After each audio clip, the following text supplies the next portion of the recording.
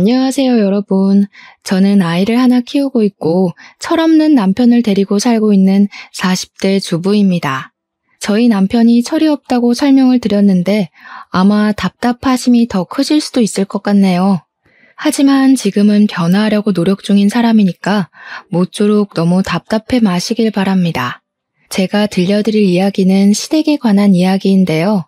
참 인터넷에 시댁에 관한 무수한 이야기들이 나돌아다니지만 어떻게 매번 이렇게 새로운 일들이 생길까요? 저의 이야기는 아마 다른 곳에서는 들어본 적 없는 이야기일 것 같습니다. 제 이야기를 들으신 이후에는 속이 뻥 뚫리셨으면 좋겠습니다. 제가 나름 한성가라는 사람이라 당하고만 사는 사람은 아니거든요. 그래서 이곳에 자랑을 하고 싶은 마음도 있어서 찾아오게 되었습니다. 똑 부러진 저의 처신에 박수를 보내보면서 지금부터 제 이야기를 시작해보도록 하겠습니다. 가볍고 즐겁게 즐기면서 들어주시면 감사하겠습니다. 저는 꽤 고급진 레스토랑을 운영하고 있는 중입니다. 제 나이에 비하면 꽤 일찍 사업이 성공을 한 편인데 코스 요리를 위주로 하는 소위 말하는 파인다이닝 같은 곳이라고 생각하시면 이해하기가 쉬울 것 같습니다. 그리고 저에게는 남동생이 하나 있는데 우애가 꽤 좋은 편이고 동생이 호텔 주방에서 꽤 오랜 시간 일을 했었기 때문에 둘이서 차린 레스토랑입니다. 제 남동생은 대학을 가지 않고 특성화 고등학교를 졸업해서 고등학교 2학년 때부터 호텔 주방에서 일을 하기 시작했고요. 20살부터는 본격적으로 이 일을 했습니다. 딱 10년이라는 시간을 호텔 주방에서 일을 했고 30살이 되자마자 저와 같이 지금 운영 중인 레스토랑을 차리게 되었습니다. 투자금을 나눠서 차리긴 했는데 투자금의 70% 정도가 제 주머니에서 나오게 되었습니다. 그러니까 이 레스토랑의 실질적인 주인은 저라는 소리입니다. 저는 경영학과를 졸업하고 난 뒤에 투자회사에 들어가게 되었는데 그때 한창 오르락내리락 하며 투자의 조짐이 보였던 것이 바로 코인이라는 것이었습니다. 몇 년 전에 코인이 몇 천만 원까지 올라가고 너도 나도 눈이 돌아서 투자했던 그때 말입니다. 저는 정확하게 이야기하기는 어렵지만 코인 자체를 아주 오래전에 알게 되었고 아주 푼돈일 때 이게 정말 말처럼 미래의 화폐가 될까 싶어서 조금 사뒀습니다. 그땐 그냥 호기심이 컸고 미래에 대한 걱정을 하고 있었던 철없던 학생 시절이었기에 큰 돈이 아닌 정말 작은 푼돈으로 사뒀었습니다. 몇 년의 세월이 흐르고 전혀 오르는 기세도 없고 해서 까먹고 있었는데 어느 날 코인이라는 게 대박이 터지게 된 것입니다. 살 때만 해도 돈이 될 거라는 생각을 못했고 수익이 난다고 해봐야 주식이랑 비슷하겠거니 끽해봐야 10% 정도 걸리겠구나 싶었거든요. 몇 년 전에 뉴스에서 코인이 억 단위를 돌파할 가능성이 있다는 걸 보고 번뜩 생각이 나서 찾아보니까 예전에 사둔 코인이 고스란히 있더라고요. 재미삼아서 몇 개 사둔 거라 억만장자까지는 되지 못했지만 레스토랑을 차릴 돈은 충분히 벌게 되었습니다. 제가 예상했던 수익이 아니었기 때문에 일단 뭘 할까 고민을 하다가 매일같이 쳇바퀴처럼 굴러가는 일상의 무료함을 느끼게 되었고 창업을 준비하게 되었습니다. 그때 1인 식당 같은 데 유행했을 때라 그렇게 꾸며볼까 했지만 아예 고급스러움을 강조한 레스토랑이 좋겠다는 생각을 하게 되었습니다.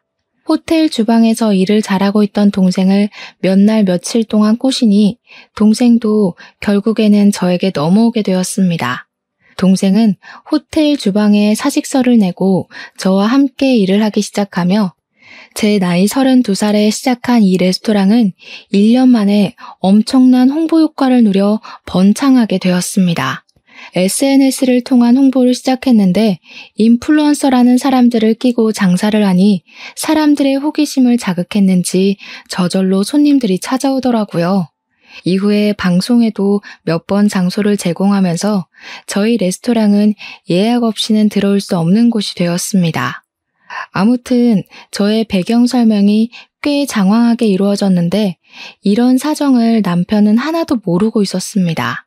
제가 레스토랑을 차리기 3년 전에 남편이랑 결혼을 했는데 이때는 투자회사에서 일을 하고 있을 때였습니다.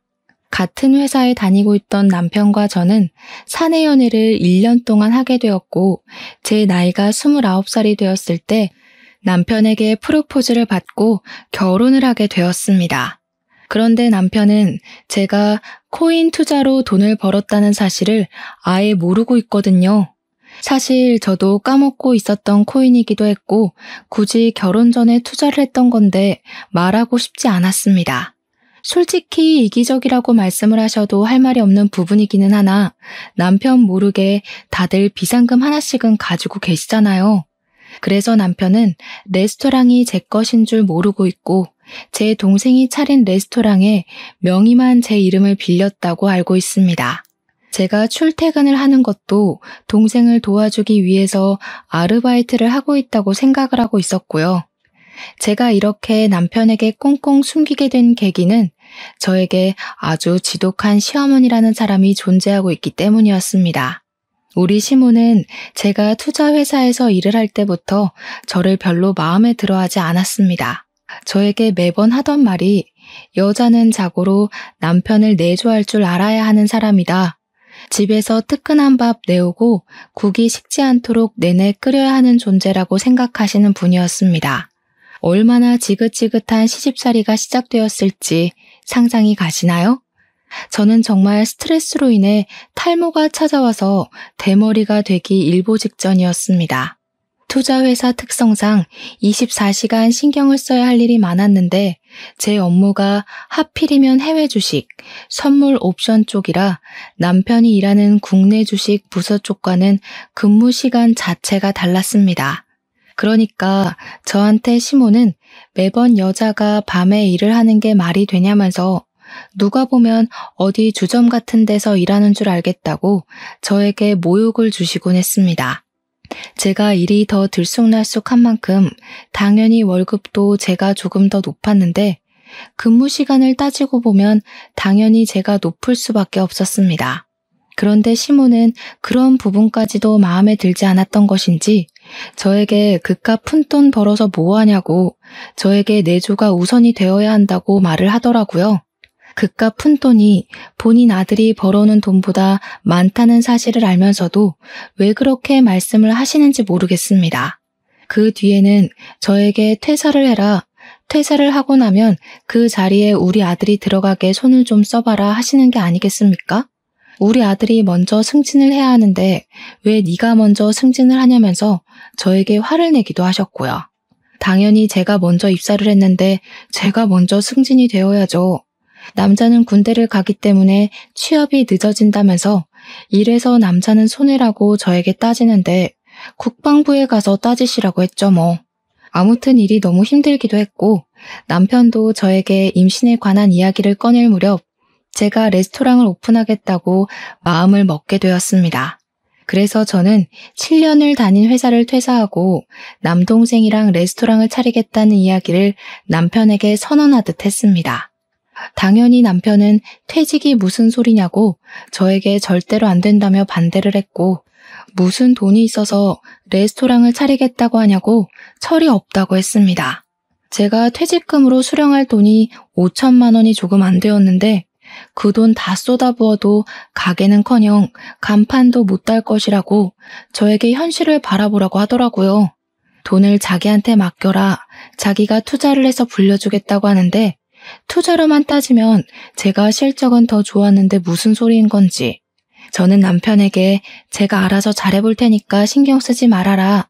나도 다 계획이 있다고 말을 했더니 씩씩거리면서 그럼 자기 퇴직금도 자기 마음대로 하겠다고 하더라고요. 순간 짜증이 나서 남동생이 가게를 차리겠다고 했는데 저는 이름만 빌려주고 직원으로 일을 도와주기로 했다고 돈은 한 푼도 안 쓴다고 거짓말을 했습니다. 남편이 보는 앞에서 퇴직금으로 받은 돈을 모조리 장기적금으로 걸어버렸더니 그제야 남편이 웃으면서 진작 말을 하지 그랬어 하더라고요. 도대체 남편이 무슨 자격으로 제 돈을 가지고 이래라 저래라인 건지 모르겠지만 저도 남편의 퇴직금을 건드릴 생각이 없었거든요. 아무튼 코인 투자로 몇 억 벌었다는 사실을 말이라도 했으면 난리가 났을 것 같더라고요. 비밀로 하길 참 잘했죠 뭐. 그 이후에 레스토랑 준비하고 자리 잡고 저희 부부도 결혼한 지 4년 차에 접어들게 되었는데 한 가지 문제가 있었습니다. 바로 저희 부부 사이에 아이가 들어서질 않는다는 것이었습니다. 제 나이가 33살이라 저도 조바심이 나기 시작했거든요. 딱히 피임을 하는 것도 아닌데 아이 소식이 없어서 제가 스트레스를 받자 남동생이 오히려 저를 위로해 주더라고요. 다 때가 되면 찾아오는 거라더라. 조바심을 가지지 말라고요. 제가 남동생과 우애가 좋은 이유가 이런 데서 나오는 거죠. 레스토랑이 자리를 잡을 때까지 또 제가 고생을 엄청나게 하긴 했습니다. 쉽게 된 것처럼 설명했지만 속사정에 들어가면 밑도 끝도 없는 것이지 않겠습니까? 물론 초반에는 손님이 없어서 썩어가는 식재료에 돈이 아까워서 눈물을 흘리곤 했었습니다. 그런데 장사가 잘 된 이후에는 정말 예상치도 못했던 복병이 끼어들게 하는 바람에 다른 의미로 눈물을 삼키게 되었습니다. 남편에게는 정말 이름도 말하기 싫은 치가 떨리는 4살이 어린 여동생이 하나 있었습니다. 그러니까 저한테는 신우가 되는 사람입니다. 그런데 우리 신우가 참 개뿔도 가진 게 없으면서 허세란 허세는 어마어마한 계집애가 아니겠습니까? 백화점 명품관에서 일을 하고 있었는데 본인이 명품이라고 착각을 하는 부류의 사람이었습니다. 제가 결혼을 하고 나서 얼마 안 된 시점에 명품백을 들고 시댁에 간 적이 있었는데 가방을 쓱 보더니 저에게 뾰족한 말투로 이야기를 하더라고요. 언니, 돈 많이 벌어요? 와, 이거 신상백인데? 몇 개월 할부로 긁은 거예요? 직장인이 사기 부담스러울 텐데. 그러니까 시모가 불을 켜고 달려들면서 저거 비싼 거냐고 얼마짜리길래 네 입에서 그런 이야기가 나오냐면서 꼬치꼬치 캐묻는 거예요. 신우가 뭔가 잘 걸렸다 하는 얼굴로 시모한테 저 가방 600만 원짜리 가방이라면서 신상백이라며 저를 보면서 이야기를 하더라고요. 그러니 시모가 완전히 개거품을 물고는 지금 우리 아들 돈으로 그런 사치를 하고 있냐고 내조를 하랬더니 쓸데없는 데에 돈을 쓴다고 화를 내시더라고요. 저도 이런 일로 실랑이를 벌이는 게 싫었고 2번 다시 일어나지 말라는 법은 없으니까 한 번에 확실하게 말을 하는 게 좋겠다 싶었습니다. 이거 제가 번 돈으로 산 거예요. 상여금 들어와서 하나 산 건데 제가 허락을 받고 가방을 사야 할 나이는 아니잖아요. 와, 언니, 상여금이라는 게 그렇게 많이 들어와요? 이럴 줄 알았으면 나도 오빠 따라서 투자회사에 취직할 걸 그랬다. 그 말에 목구멍 끝까지 돌대가리는 못 들어온다고 말을 하고 싶었지만 그러면 몇 안 남은 머리털까지 뽑힐 것 같아서 꾹 참았습니다. 그냥 신우가 금방 포기할 걸 알고 있었기에 지금이라도 늦지 않았으니 취업 준비 한번 해보라고 이야기를 했습니다. 근데 시모 눈에는 제 상여금이니 뭐니 그런 이야기가 하나도 귀에 들어오지 않았었나 봐요. 저한테만 난리를 치시더라고요. 그 돈이면 우리 가족이 3달은 먹고 살 수 있을 돈인데 어쩜 그렇게 개념 없이 돈을 막 쓸 수 있냐고 그러다가 집까지 다 말아먹겠다고 하시는 겁니다. 아니, 제가 여유 있어서 산 가방이고 매번 사는 것도 아니고 1년에 한 개 살까 말까 한 가방인데 왜 뭐라고 하는지 이해가 가질 않더라니까요. 남편한테 사달라고 해서 겨우겨우 얻어낸 것도 아니고 내 돈으로 산 가방인데 말이죠. 그 다음부터는 그 가방은 얼마냐, 어디서 샀냐, 무슨 돈으로 샀냐 물어보면 그냥 아빠가 사주신 가방이에요 하고 넘어갔습니다. 레스토랑이 연신 장사가 잘 되고 방송에도 슬쩍슬쩍 나오기 시작하자 시모가 점점 더 불만을 표출하기 시작했습니다. 저한테 얼마 버냐고 대놓고 물어보시길래 저는 애둘러서 벌만큼 번다고 이야기를 했습니다. 버는 금액 말하면 돈 내놓으라고 닥달하실 것 같았거든요. 그런데 레스토랑 특성상 주말이고 명절이고 없이 예약을 받아서 일을 하지 않겠습니까? 제가 명절 당일 딱 하루만 일을 쉬었는데 남편이 시댁 가봐야 시모가 잔소리만 하고 저랑 싸움이 꼭 나니까 자기도 시댁에 가기가 싫은 거죠.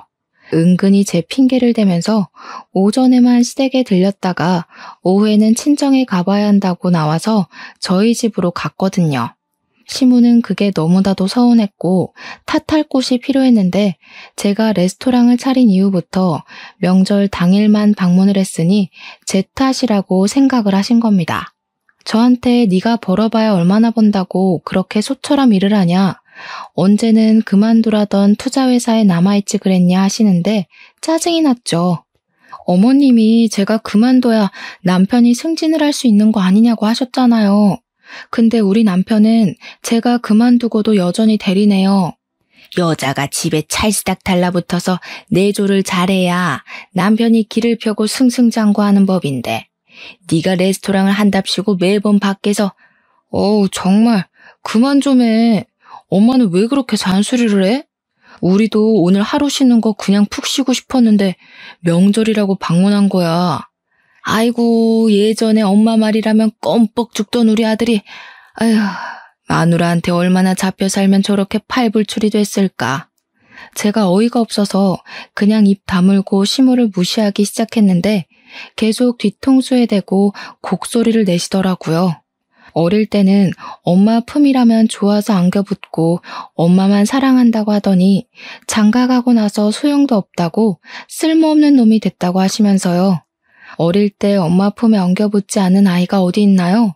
다들 하나같이 엄마를 제일 사랑하지 않나요?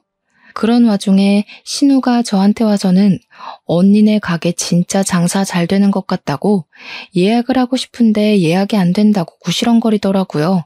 그러면서 자기 친구들 앞에서 기 한번 살리고 싶은데 저희 가게에 와서 밥 한 번만 먹게 해주면 안 되냐고 막 조르는 게 아니겠습니까? 이 계집애가 진짜 여우인 게 둘이 있을 땐 이런 소리 한 번을 안 하다가 시무가 저를 지켜보고 있으니까 그런 소리를 하더라고요. 시댁 눈치가 보이는 상황에서 제가 신우랑 맨날 싸워봐야 누구한테 좋겠습니까? 그 한 끼가 상당한 값을 지불해야 하는 음식이긴 하지만 제가 시무랑 신우한테 한턱 쏠 수 있긴 했죠. 시무한테 그러면 시무랑 나를 잡고 한번 방문해서 밥 먹고 가라고 했더니 신우가 엄청나게 좋아하더라고요. 그러더니 며칠 뒤에 갑자기 오늘 갈게요 하고 문자 하나만 딱 보내놓은 게 아니겠습니까? 미리 연락을 해줘야 저희도 준비를 할 텐데 말이죠. 신우는 오늘밖에 시간이 안 돼서 그렇다면서 이해를 좀 해달라고 하더라고요. 그리고 시간에 맞춰서 방문을 했는데 제가 분명 시무랑 함께 오라고 말을 했었잖아요. 근데 제 친구들 3명을 끌고 떡하니 나타난 거예요. 허세 가득한 말투로 제일 좋은 걸로 4인분 달라고 하는데 한 대 쥐어받고 싶었습니다. 남동생한테 미안하긴 했지만 우리 신우가 친구를 끌고 왔으니까 잘 좀 신경 써서 요리해달라고 부탁을 했더니 남동생이 솜씨를 제대로 발휘했더라고요. 코스 요리에 포함되지 않은 디저트까지 내어주면서 우리 누나 잘 예쁨 받을 수 있게 잘 부탁드린다고 인사까지 하고 온 겁니다. 친구들은 너네 세연이 너무 멋있다 하면서 축켜 세워주니까 신우 어깨에 뽕이 가득 차올라서 생전하지도 않던 고맙다는 인사까지 저한테 하고 사라지더라고요.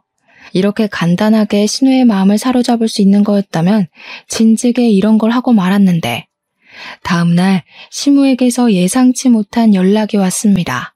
자기도 친구들이랑 제 레스토랑에 방문을 할 테니 어제 신우가 먹은 코스 요리 그대로 준비를 좀 해달라고요. 어이가 없었지만 이왕 봉사하기로 마음을 먹었으니까 몰아서 해준다는 느낌으로 동생에게 다시 한번 부탁을 했습니다.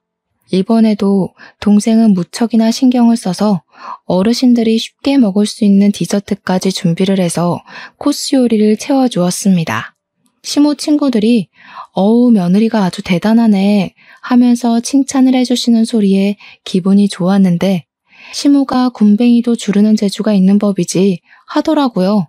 그러면서 워낙 자기 아들이 돈을 잘 버니까 며느리가 이런 데서 일을 안 했으면 하는 게 솔직한 자기 심정이라고 하면서 은근히 저를 깎아내렸습니다. 여기서 백날 일해봐야 뭐해? 몸만 힘들지. 우리 아들이 벌어오는 돈의 반도 못 벌 텐데 고생만 하고. 차라리 집에서 내조하는 게 낫지 않겠어? 어때? 다들 그렇게 생각하지? 나만큼 며느리 생각하는 시어머니도 없다니까? 그런 말을 듣고 누가 좋아하겠습니까? 어이가 없네 하고 마는 거죠. 식사 맛있게 하셨냐고 어색하게 인사를 드리니까 시모 친구들이 나중에 우리 오면 잘해줘 하면서 잘 먹었다고 기분 좋게 말씀을 해주셨습니다. 그 뒤로 시모가 저에게 자기 친구가 간다고 하니까 잘해줘라. 지난번에 먹은 디저트가 맛있던데 따로 포장을 좀 해줘라 하는 명령을 하시더라고요.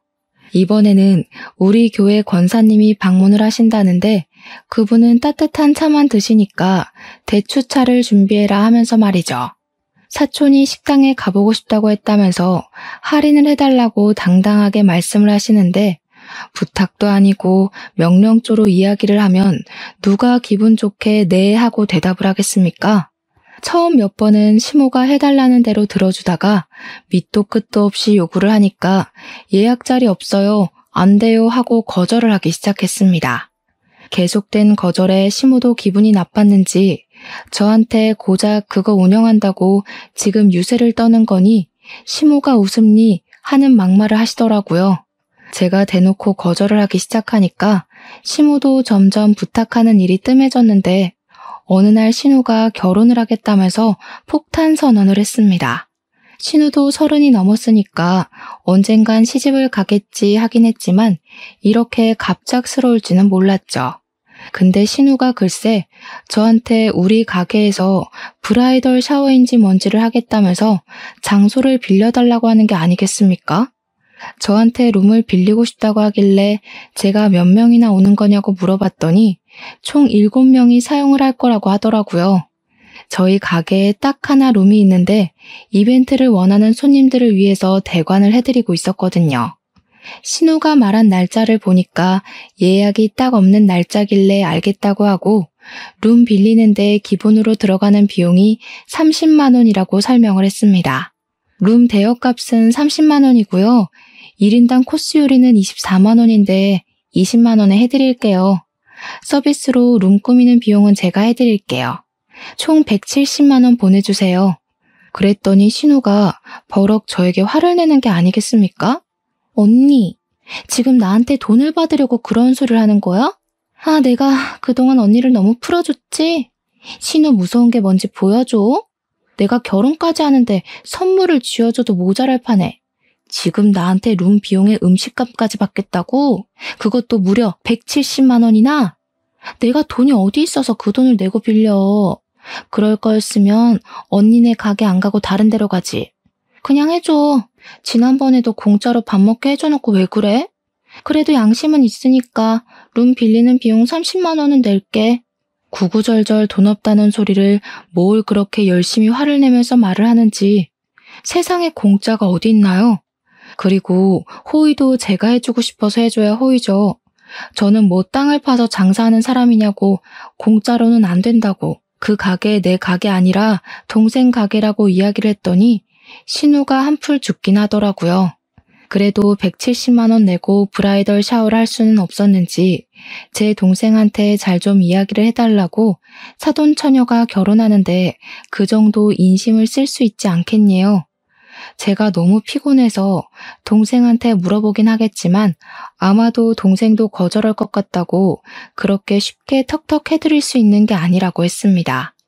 혹시 모르니까 꼭 다른 가게도 알아보시라고 이야기를 하고 집으로 왔는데 신우가 남편에게도 말을 해서 졸랐나 보더라고요. 남편이 어색하게 왔어? 할 말이 있는데 하길래 느낌이 딱 와서 남편의 입을 확 막아버렸습니다. 그게 여보? 아 말하지 마. 신우가 나한테 무리한 거 요구하는 거 맞고 내가 그거 해줄 의무도 당연히 없는 거 알지? 나는 뭐 땅 파서 장사해? 나 월급 얼마 안 된다고 무시하는 것도 기분이 나쁜데 내가 왜 공짜로 신우 브라이덜 샤워인지 뭔지를 해줘야 하는 거야. 평소에 신우가 나한테 어떻게 했는지 당신도 알고 있지? 나 절대로 그 부탁 못 들어주니까 그런 줄 알아. 비용이 무려 170만 원이야, 170만 원. 170만 원이라는 소리에 남편도 기가 확 죽었는지 바로 신우한테 전화해서는 안 되겠다고 이야기를 하더라고요. 모지리처럼 쩔쩔매면서 이야기를 하는데 얼마나 철이 없고 바보 같아 보이든지 하고 싶은 말은 많았지만 하지 않았습니다. 결국 신우도 조르고 조르다가 남편이 안 될 것 같다고만 이야기를 하자 언성이 높아지기 시작했고 둘이 싸움을 하더라고요. 서로 네가 잘났니 내가 잘났니 하는데 유치해 죽겠고 결국에 신우는 그럭저럭한 호텔을 빌려서 브라이덜 샤워를 했더라고요. 그리고 신우가 결혼을 했고 그 이후에는 조용했습니다. 제가 명절 이외에는 시댁에 방문을 하지 않았고 일이 바쁘다는 핑계를 댔거든요. 남편은 자기 일이 조금 수월해지고 저도 안정을 찾게 되자 슬슬 아이를 가지자고 해서 준비를 하게 되었는데 3개월 만에 임신을 하게 되어서 경사가 났다고 난리가 났습니다. 동생은 저에게 이제 임신도 했으니까 일은 본인에게 맡겨두고 설렁설렁 하라고 배려를 해주었습니다. 장사가 워낙 잘 되어가니까 직원을 더 뽑으면 된다고 걱정하지 말라고 하더라고요. 어차피 가게의 제일 큰 투자자는 저였고 제가 굳이 가게에 나가지 않아도 월급은 들어오게 되어 있었으니까요. 남편에게는 동생이 육아휴직을 주기로 했다는 핑계를 대면서 가게에 나가지 않고 버티고 있었습니다. 제가 임신 7개월이 되었을 때 임신을 하면서 살이 많이 찌기도 했고 체질이 잘 붙는 체질이라 그런지 온몸이 퉁퉁 부어서 너무 힘든 하루하루를 보내고 있었습니다. 살이 급격하게 찌니까 허리도 너무 아프고 기침을 할 때마다 갈비뼈가 부서지는 느낌이 나서 정말 힘들어 죽는 줄 알았습니다. 그런데 신우가 갑자기 저희 집에 찾아온 게 아니겠습니까? 그것도 무려 캐리어를 들고 말입니다. 집에 있다가 신우가 문 좀 열어보라고 연락을 해서 문을 열었더니 떡하니 현관문 앞에 서 있더라고요. 그리곤 지집처럼 저희 집에 들어오더라고요. 신우한테 이 짐은 다 뭐고 갑자기 왜 우리 집에 찾아온 거냐고 물어보니까 자기가 글쎄 부부싸움을 했다면서 며칠만 우리 집에서 지내겠다는 겁니다. 저는 머리가 어지러웠죠. 왜 싸한 느낌은 항상 저를 비껴나가지 않는 건지 하늘이 원망스러웠고요. 그게 무슨 소리예요? 우리 집이 무슨 호텔인 줄 알아요? 그리고 부부싸움을 했으면 풀 생각을 해야지. 짐까지 싸들고 와서 가출하면 어떡해요. 아, 그만 좀 해, 그만. 짜증나니까. 임산부인 저에게 소리를 꽥 지르더라고요. 이게 왜 또 정신을 가출시키고 진상짓을 하나 했는데 남편이 집으로 돌아와 신우를 보고서는 한숨을 쉬더라고요. 본인이 알아듣게 집으로 가라고 이야기를 했는데 여길 기어코 찾아온 거라면서 저에게 변명을 막 했어요. 자기가 부른 거 아니라고 억울하다고요. 신우는 시끄러우니까 자기가 며칠만 있다가 나갈 거라고 제발 그냥 가만히 내버려 둬달라고 시위를 하더라고요.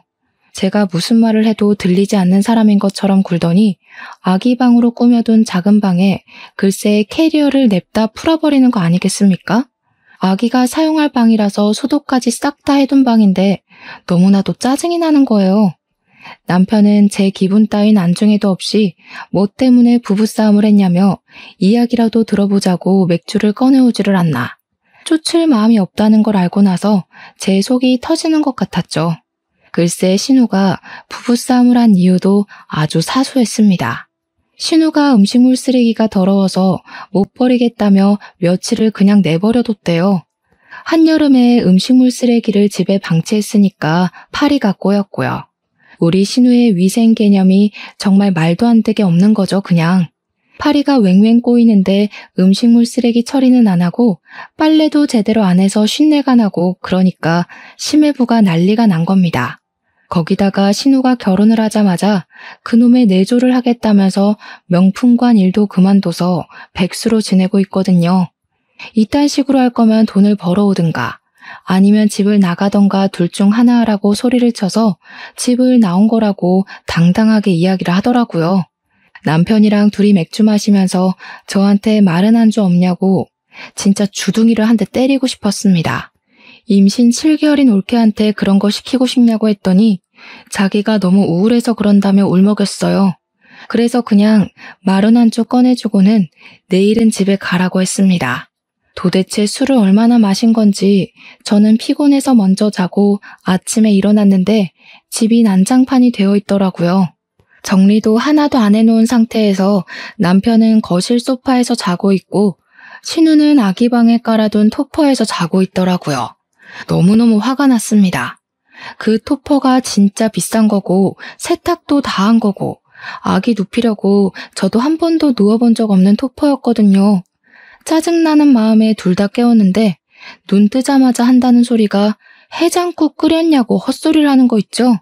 화가 머리끝까지 나서 신우 보고 당장 짐 싸서 집으로 가라고 축객령을 내렸습니다. 그러자 신우가 저보고 매정하다면서 심해부가 자기한테 사과를 할 때까지 절대로 안 돌아가겠다고 하더니 철판을 깔고 우리 집에 눌러붙은 겁니다. 이 계집애가 진짜 보자 하니까 하루에 수건을 5장씩 쓰는 게 아니겠습니까? 우리 집 수건을 제가 넉넉하게 두는 편이라 16장씩 두고 쓰는데 둘이 쓰면 일주일을 쓰거든요. 근데 이틀 만에 수건이 부족하더라고요. 배가 나와서 움직이기도 힘든데 집안일이 2배가 되니까 제가 도저히 못 견디겠기에 심해부에게 전화를 걸었습니다. 신우 당장 데려가라고. 우리 집에서 먹고 자고 하는데 임신해서 손 하나 까딱하기도 힘들어 죽겠는데 신우가 집을 난장판 만들고 있다고 했습니다. 그러니 한숨 푹 쉬면서 죄송하다고 퇴근하고 바로 오겠다고 하더라고요. 심해부가 퇴근하고 와서 신우 보고 화를 내면서 당장 짐 싸라고 하는데 신우는 그게 심해부가 자기한테 사과하라고 온 거라고 생각하고 사과하라며 강짜를 부리더라고요. 심해부가 부글부글 끓는 게 눈에 보였습니다. 여기서 민폐 끼치지 말고 시댁으로 가라면서 심해부가 이혼하자고 하더라고요. 저랑 남편은 깜짝 놀랐죠. 신우가 황급히 심해부를 쫓아서 나가고 저는 비번부터 바꿔버렸습니다. 심해부가 강경하게 이혼을 하자고 했는지 신우가 울면서 시무한테 집안일 좀 알려달라고 매달리고 그랬대요. 남편이 저한테 꼭 이렇게까지 일을 벌였어야 했냐고 하면서 왜 심해부한테 연락을 해서 일을 크게 만드냐고 신우가 저 때문에 이혼하게 생겼다고 제 탓을 하더라고요. 시무도 똑같이 이야기를 하는데 사건의 발달은 신우가 음식물 쓰레기를 치우지 않아서 생긴 일인데요. 그렇게 며칠을 잔소리를 듣고 무시를 하고 지내고 있었는데 갑자기 남동생에게서 연락이 왔습니다. 신우가 가게에 룸을 예약했다고 하면서 룸비 예약금 30만 원까지 입금을 했다는 게 아니겠습니까? 제가 가게에 출근을 하지 않는 상태였으니까 남동생에게 돈 똑바로 받으라고 이야기를 했더니 알겠다고 했습니다. 그런데 30분쯤 뒤에 남동생에게서 다시 전화가 와서는 우리 신우가 글쎄 가게에서 제일 비싼 술을 가지고 오라고 했다는 겁니다. 저희 가게는 메뉴가 코스로 이루어져 있고 고급스러운 단품 메뉴들이 많아서 술도 정말 값이 장난 아니거든요. 정말 비싼 건데 1,000만 원대 가격으로 이루어진 술도 있고 몇백만 원짜리 술도 있고요. 순간 먹고 튀려고 하려는 건가 하는 생각이 들어서 남동생에게 말을 했습니다. 신우 돈 하나도 없어. 그러니까 비싼 술 줬다가 망하는 수가 있다. 말을 하는데 뒤에서 신우가 술 가지고 오라고 비싼 술 달라고 하면서 고함을 치는 게 아니겠습니까? 저도 적당히는 혼내줘야겠다 싶어서 남동생에게 150만 원짜리 와인이나 가져다 주라고 했습니다. 4명이서 갔다고 했으니 나눠서 그 정도는 감당할 수 있겠지 생각했거든요. 그리고 딱 2시간이 지났는데 남동생에게 다시 전화가 걸려오는 게 아니겠습니까? 쎄한 기분이 들었습니다. 누나, 사돈이 누나 때문에 이혼하게 생겼다면서 이 술값이며 밥값이며 전부 누나가 낼 거라고 하는데 자기 돈 없대. 그 순간 진짜 머리를 해머라 한 대 맞은 듯한 기분이 들더라고요. 그게 무슨 소리야? 내가 자기들 처먹은 돈을 왜 대신 내줘? 남동생이 말하길 제가 낼 거라면서 막무가내로 군다고 작정을 하고 온 건지 아예 지갑도 안 들고 몸만 덜렁 와서 술을 잔뜩 마셨다는 겁니다. 너무 열이 받아서 가게로 가겠다고 말을 하고 옷을 주섬주섬 입고 있으니까 남편이 저한테 어디 가냐고 물어보길래 가게에 좀 가본다고 말을 했습니다. 그랬더니 남편이 저에게 그러더군요. 아, 오늘 동생이 자기네 가게에 간다고 하던데? 나한테 자기 이름 대고 먹어도 되냐고 물어보길래 그냥 그러라고 했어. 매번 그랬잖아. 당신이 뭔데 내 허락도 없이 내 업장에서 무전 취식하는 거 허락해줘? 뭐? 내가 뭐긴 뭐야, 당신 남편이지. 아니 그게 남편한테 할 소리야? 그러니까 당신 말만 들으면 신우가 와서 돈 한 푼 안 내고 공짜로 밥 먹고 갈 거라는 걸 알고 있었다는 이야기잖아. 가족끼리 무전 취식이 무슨 소리야 정말. 지금 이혼 때문에 속 시끄러운 애한테 그 정도 서비스는 해줄 수도 있잖아. 그거 해봐야 얼마나 한다고. 진짜 너무한 거 아니냐? 코스 요리 4인분일 텐데 별로 되지도 않는 걸로 그냥 한번 서비스 해주고 생색내고 하면 될 걸 가지고. 그래? 그 얼마 되지도 않는 거 당신 돈으로 결제하자 그럼. 그랬더니 돈 없다고 말하기도 민망하고 자존심이 상한 건지 뭔지 남편이 자기 동생 밥 한 번 못 사주겠냐고 흔쾌히 카드를 내밀더라고요. 저한테 바가지 긁을 생각하지 말고 정확하게 먹은 금액만큼만 계산하고 오라고 하길래 걱정하지 말라고 영수증까지 끊어주겠다고 하고는 가게에 달려갔습니다. 저녁 시간이라 그런지 택시를 타고 아주 금방 도착하더라고요. 그런데 쩔쩔매는 남동생에게 다가가니까 글쎄 신우가 시켜 먹은 와인이 한 병이 아니라 무려 3병이나 되는 게 아니겠습니까? 이 비싼 와인을 3병이나 처먹고 뻔뻔하게 무전 취식을 하려고 했다니 제 속이 뒤집어지더라고요. 무슨 2시간 만에 술을 이렇게나 마신 건지. 신우는 얼굴이 새빨갛게 변해서는 저도 못 알아보고 널브러져 있었고요. 신우 친구들도 별반 다르지 않은 모습이었습니다. 룸에서 이런 추태를 벌였기에 망정이지 홀에 있었으면 블랙리스트에 올라가고도 남을 모습이었습니다. 신우가 잠깐 정신을 차린 건지 저를 보면서 우리 언니 왔다며 언니가 쏴, 언니 때문에 나 이혼해 하면서 큰 소리를 내는 게 아니겠습니까? 제 동생이 보다 못해서 경찰을 부를까? 하고 물어보는데 됐다고 하고는 얼마 나온 거냐고 물어보았습니다. 밥값 96만 원에 추가 메뉴 시킨 게 3개 있어서 29만 원이 추가됐고 150만 원짜리 술만 3병을 마셨어. 도합이 575만 원이야. 근데 누나, 진짜 누나 카드로 내게? 그냥 우리 이거 로스 시키자. 제가 동생에게 남편 카드를 쥐어주고 가서 계산하고 오라고 했더니 남동생이 씩씩거리면서 억울하지도 않냐고 그냥 경찰 부르자고 하더라고요. 그래서 남동생에게 카드를 자세히 봐라. 서명이랑 이름 보면 딱 알지 않겠냐고 했더니 동생이 앞뒤로 돌려보고는 피식 웃더라고요. 저한테 부가세 10%는 별도로 긁겠다고 하길래 웃으면서 마음대로 하라고 했습니다. 착실하게 부가세까지 632만 5천 원이 긁힌 문자 메시지가 남편에게 바로 전송이 되었는지 긁자마자 전화가 걸려오더라고요. 저는 시댁의 뻔뻔한 작태에 그동안 이를 갈고 있었으니까 마음속에 담아둔 모든 것을 터뜨리기로 결심했습니다. 아무렇지 않게 전화를 받아서 왜? 하고 남편한테 말을 했더니 금액에 충격이라도 받은 것인지 남편이 무슨 밥값이 이러면서 말을 잇지 못하고 고함만 지르더라고요.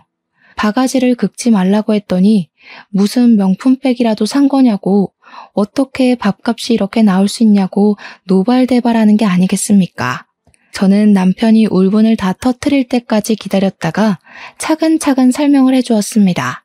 신우가 와서 코스 요리 4인분 96만 원어치를 먹었고 추가로 단품 요리를 3개 시켰는데 이게 29만 원이야. 그리고 무려 150만 원짜리 와인을 3병이나 드셨네? 남편이 씩씩거리다가 계산기를 두들기는지 저한테 합이 575만 원이지 않냐고 왜 600만 원이 넘는 금액이 긁힌 거냐고 하더라고요. 아마 150만 원짜리 술 3병 마셨다는 말에 지도 부들부들 떨고 있는 것 같았습니다. 고객님, 부가세는 별도입니다. 10% 붙이셔야죠. 저는 뭐 땅 파서 장사하나요? 어떻게 가족끼리 이런 식으로 등을 쳐먹을 수가 있어. 당장 집에 와서 이야기해. 카드도 전부 취소하고 한 끼 밥값에 600만 원이 넘는 게 이상하잖아. 먹은 건 당연히 계산을 제대로 하셔야죠. 저는 바가지 안 긁고 정확하게 계산했을 뿐인데요. 카드 취소하면 그쪽 여동생은 무전 취식으로 경찰서에 인계할까요? 그리고 전화를 끊어버리고 휴대폰 전화도 꺼버렸습니다. 집으로 들어가 봐야 싸움만 날 게 뻔하니까 그 시간에 죄송스럽게도 친정으로 도망을 쳤죠. 남동생이 저한테 진짜 상황이 답이 없다면서 이걸 어떻게 잘 풀어나가야 할지 감이 안 온다고 하더라고요. 저라고 별 수 있겠습니까? 2번 다시는 이런 상황이 오지 않게 부딪히는 수밖에 없죠. 호의를 권리인 줄 아는 것 같으니 나는 더 이상 저런 시댁과 함께 살 수 없어. 그 말고 함께 저는 친정에 눌러붙었고 시모가 저에게 주제도 모르고 화를 내더라고요. 언제까지 가정은 나 몰라라 하고 친정에 있을 거냐고, 우리 아들이 너 때문에 밥도 제대로 못 먹고 출퇴근을 한다고 소리치는데 솔직히 가소로웠습니다. 밥은 둘째치고 내가 어제는 빨래까지 해주러 너네 집에 갔다 왔다. 너 정말 이혼당하고 싶어서 그러니? 이제는 너까지 이혼시켜야 속이 시원하겠어? 쥐꼬리만큼 벌어서 앞으로 어떻게 살게? 홀몸도 아니고 애까지 있으면서 여자 혼자 아이 낳아 키우면서 사는 게 쉬운 줄 알지? 그거 어려운 일이야. 네네, 잘 알겠고요.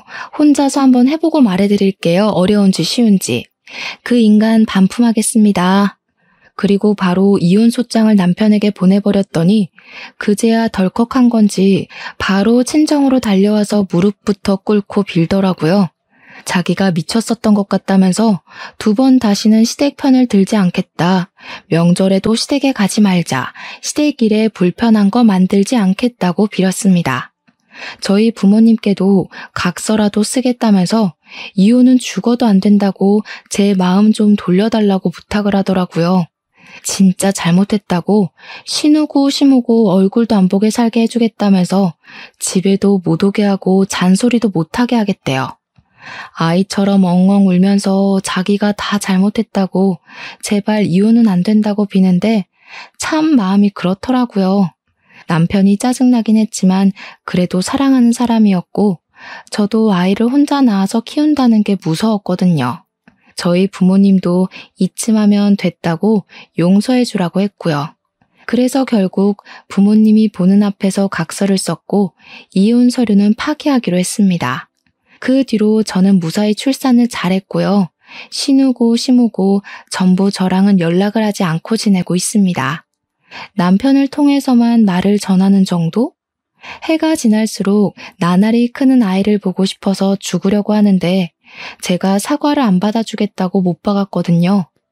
덕분에 저는 시댁 간섭 없어서 편하고 갑질하면서 사는 재미까지 보고 있습니다.